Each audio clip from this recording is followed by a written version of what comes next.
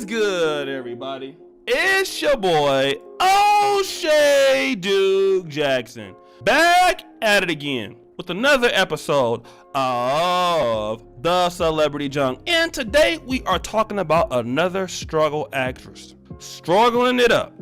Probably sandling, sliding, dragging.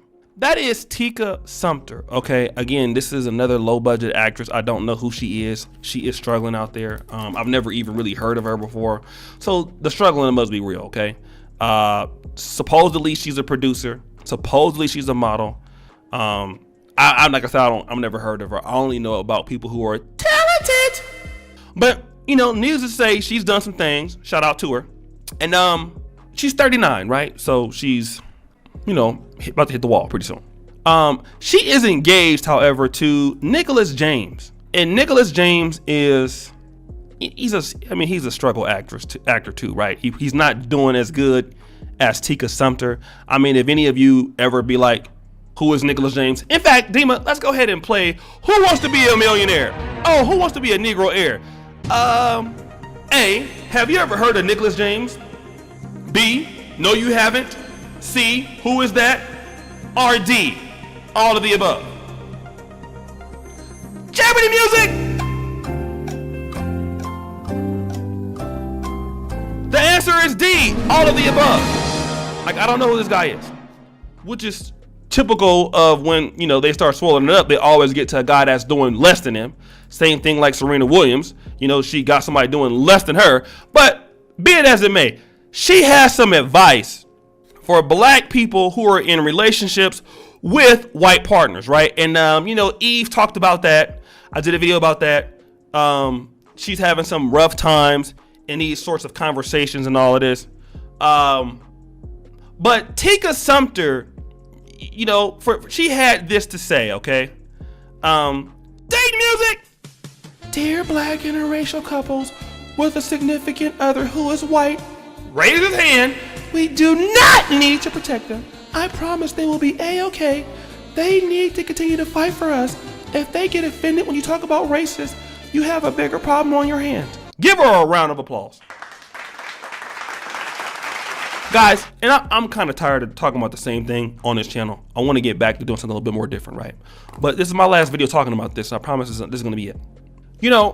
If I'm a person and if I'm dealing with, and let's just say if I had a woman that was Brazilian, white Brazilian, or white or Polish, and if you say something about my wife, no matter what the conversation should be, I'm protecting my wife, right? That's because I made a bond with this person, okay?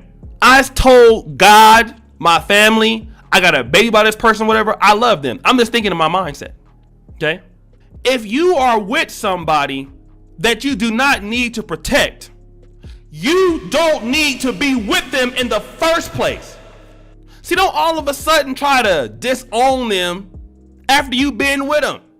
You living together, you spending time with them, and all of a sudden, because of something happening in the country, now you don't need to protect them. Yes, you do. That is your mate.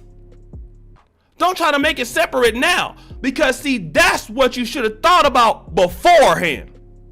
See, all the time when people make decisions, they don't think about these tough conversations like Eve and everybody else. See, that's why I knew when I came to Poland, first thing I told myself, God, I appreciate this opportunity, but what I need to do is get in and get out and come back and focus on my people. I pray that I don't meet anybody there because I know that these situations will be rough. Send me somebody that's in my own people that we can understand each other. So I don't have to explain this to anybody. People that get it already. That's all I was asking for. Because I thought about this beforehand. See, a lot of times when a lot of our people are looking to go to different communities and different communities go to, it happens in the white and Asian community, probably in the Mexican or whatever community. But in the black community, when we deal with people who are not us, we don't plan for these things. Now, all of a sudden, we want to be pro-black and say, we don't need to protect them. They need to continue to fight for us. I disagree. Because for the average white person that gets with the average black person, I don't think they owe us anything. White people have their own problems. The average white person out here is struggling in America like a lot of people are struggling, and don't even realize nothing about no white privilege. All they realize is, man, I'm broke. I'm trying to get a job. I mean, most of white America and black America, a lot of times, many of us are running neck and neck financially. So when a white person decides that he want to deal with a black woman, or when a black man decides he want to deal with a white person, why do they have to go out and fight for you?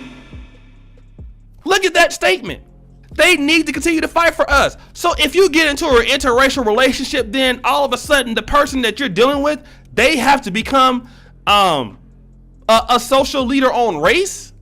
They need to get out there. And a lot of people not even built like that. A lot of people just want to live their lives. They don't want to go out and talk about race. They like you. They want to marry you. And that's what they just want to live their life. Okay, we have tough conversations like this, but that's it. Why do they have to continue to fight for us? No, what it should be is we need to continue to fight for us. Because the thing about it is, for the average white person or anybody in a racial relationship, they can never fight harder for us than we can. We're looking for them, some of them like Tika Sumpter, you're looking for them to fight for us. But see, the white people don't have that same problem.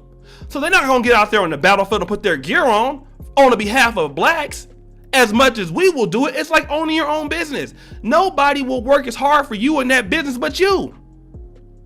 That's our business that we should be fighting for. And I disagree when you say, well, they, do not protect them. Well, then what if they say, dating music? Oh, well, yeah, I'm dating someone black, but if something happens, we do not need to protect them.